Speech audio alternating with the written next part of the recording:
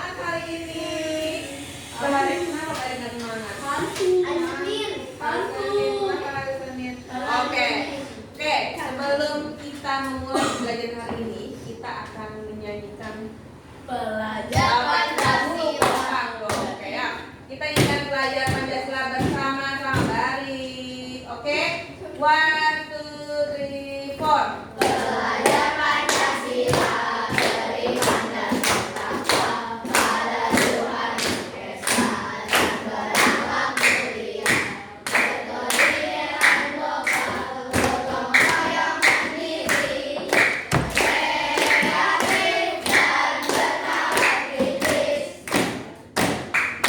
Oke, thank you. Stop.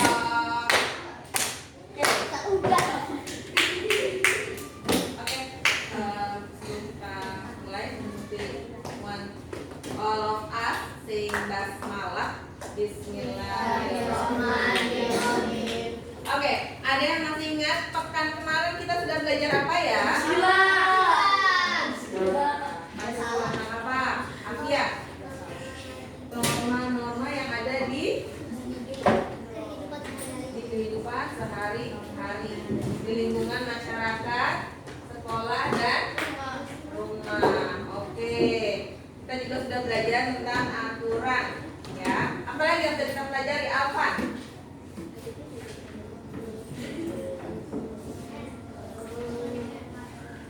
Apa? Norma dan kenapa dengan norma dan aturan?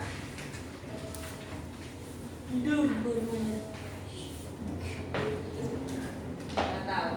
Siapa yang tahu? Nih ya, Misuti tanya. Misuti review dikit nih ya. Norma yang berasal dari hati nurani. Norma kesusilaan. Norma yang diajarkan turun temurun. Mila. Norma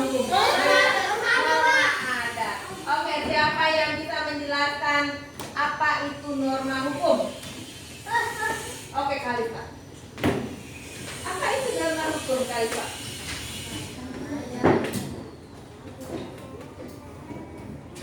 Aturan negara. Iya, norma hukum adalah aturan atau norma yang berasal dari yang berlaku di pemerintahan, ya, berasal dari undang-undang dan negara, ya. Seperti apa? Dasar negara kita Pancasila. Kita di tahun 1 ketika kita belajar Pancasila, kita sudah bilang bahwa sudah mempelajari bahwa ketika pemerintah ingin membuat peraturan, perundang-undangan, maka perundang-undangan dan peraturan tersebut tidak boleh keluar dari Pancasila.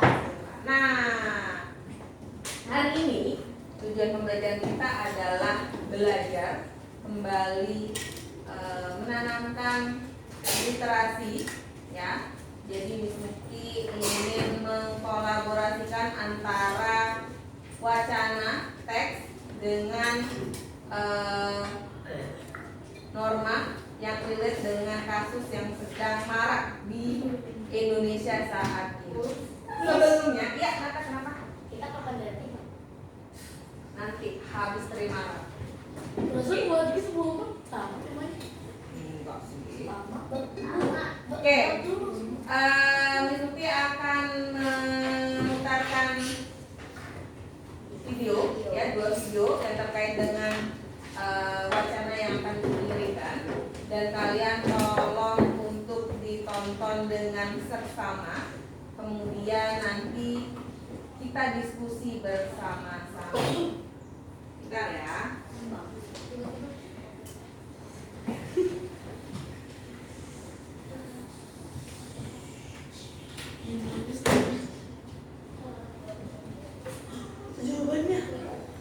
Jawaban ujian.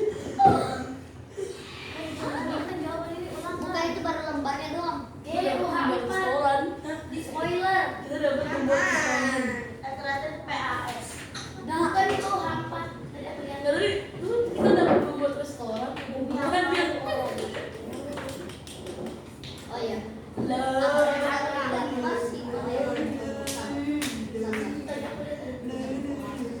Hari ini siapa yang tidak masuk? Najisha, Kamu sakit, Najisha izin. Siapa lagi? Kanun sakit ya.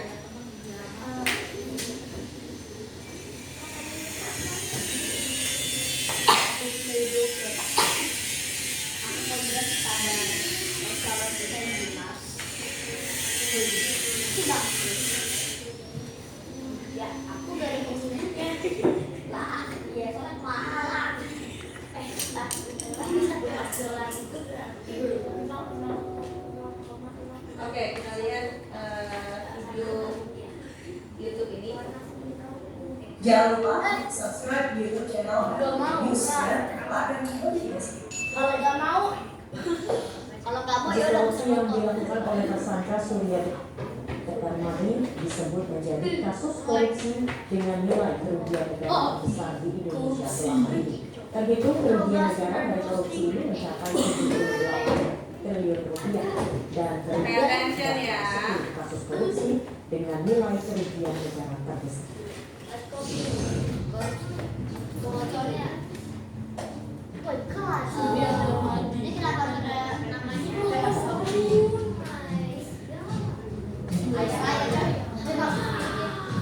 Lindo. Kayak raya tapi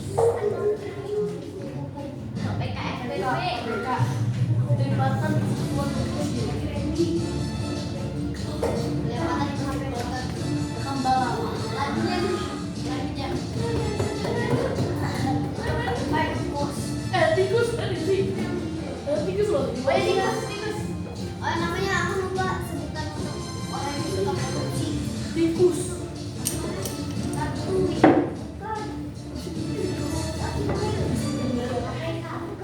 Tikus berjas. Oke ya. Ini adalah kasus korupsi 10 terbesar kasus korupsi yang ada di Indonesia. Jumlahnya sangat amat banyak ya, di luar nalar. Bentar mata ya.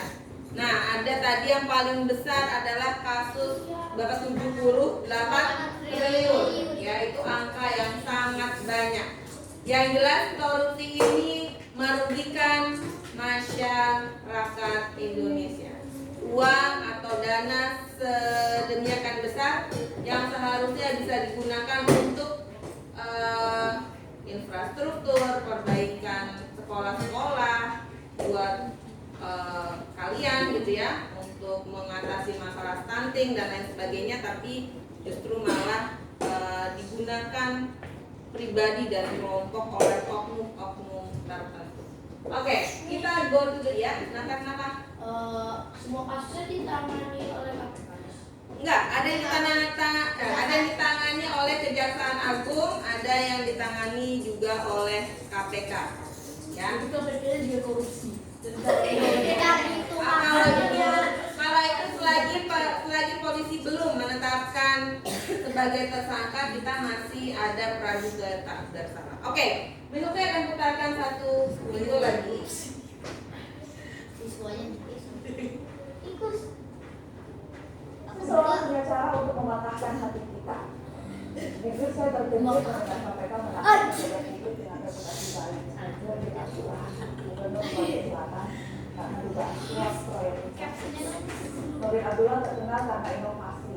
Belakangan ini melakukan perubahan. Dan dia sempat diganjar dengan kata anti korupsi. Yang dianggap berintegritas pun sedihnya. Akhirnya terpisah masalah korupsi juga.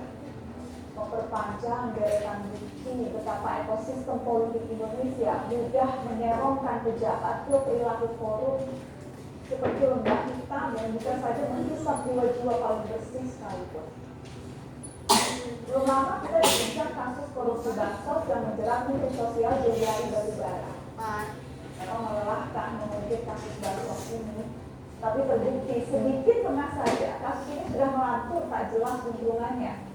Contohnya, nama-nama politikus yang muncul saat pengusutan KPK malah hilang dari dakwaan. Padahal korupsi bansos sempat mencuri perhatian besar-besaran, bahkan membuat wacana soal hukuman mati bagi koruptor mengemuka kembali. Dukungan sebagian orang terhadap hukuman mati adalah prestasi dan penggal hati, karena merasa hukuman yang ada Tidak lagi memadai untuk membuat para koruptor itu mikir berkali-kali sebelum menggarong kekayaan. Edi Prabowo Kelautan yang menjadi tersangka kasus suap perizinan ekspor dan Thompson dia kata jangankan dihukum mati, lebih dari itu pun saya siap. Itu katanya. Nggak ada dan bernyali. Padahal sebenarnya apa yang lebih dari hukuman mati? Bukan apa-apa.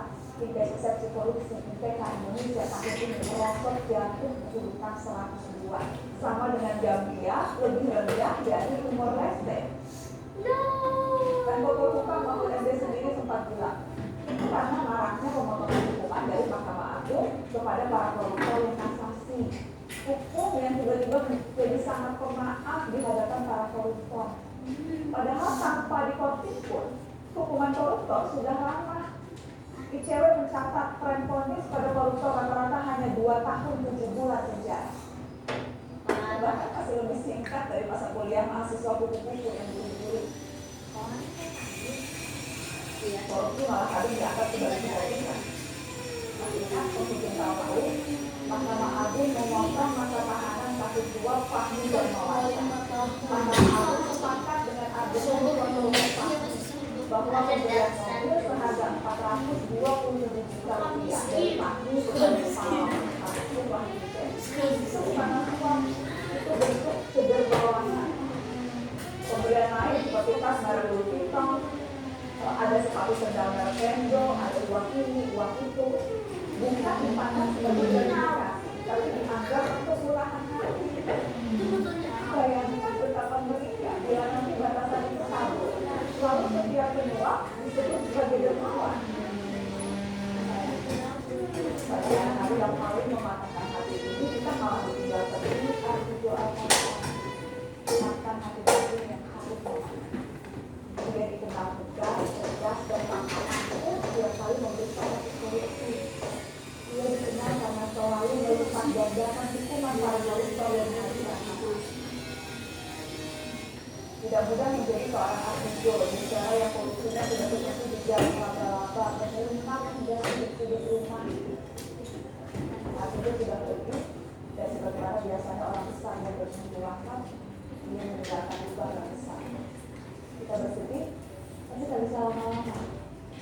Jadi kami, terutama anak muda yang belajar hukum, mungkin ini seperti dirundung pertanyaan itu. Masih mungkin berjuang di jalur yang tidak mengejar percuma ini.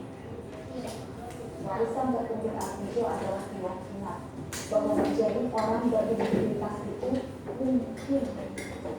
Saya ingat salah satu pesan Pak Artijo saat saya berbincang dengannya 2 tahun yang lalu. Kata almarhum, jangan terintimidasi oleh lingkungan yang tidak jujur. Artijo memberi contoh betapa hukumlah yang semestinya intimidasi terhadap penyelewengan, bukan sebaliknya.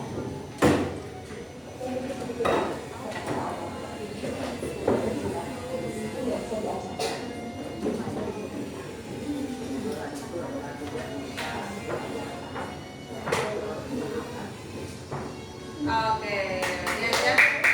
Kejujuran itu tidak bisa diajarkan tapi dihidupkan. Setiap insan di dunia ini memiliki nilai-nilai kejujuran dalam dirinya. Tergantung kalian mau atau tidak. Sogok tulis sogok. Iya, Oke. Lama-lama tahun 2100. Baik.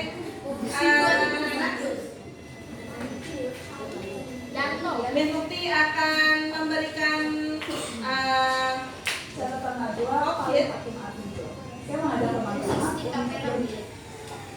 saya akan memberikan worksheet ya. Kerjakan secara berkelompok.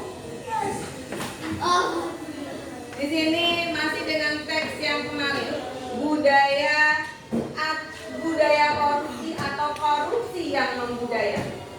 Ya, tolong buka ini aja yang sudah menjadi bagian. Ya, budaya korupsi atau korupsi yang membudaya. Jadi baca baik-baik. Sebenarnya korupsi itu sudah budaya di Indonesia atau membudaya, sudah mendarah daging sehingga semua elemen melakukan hal tersebut.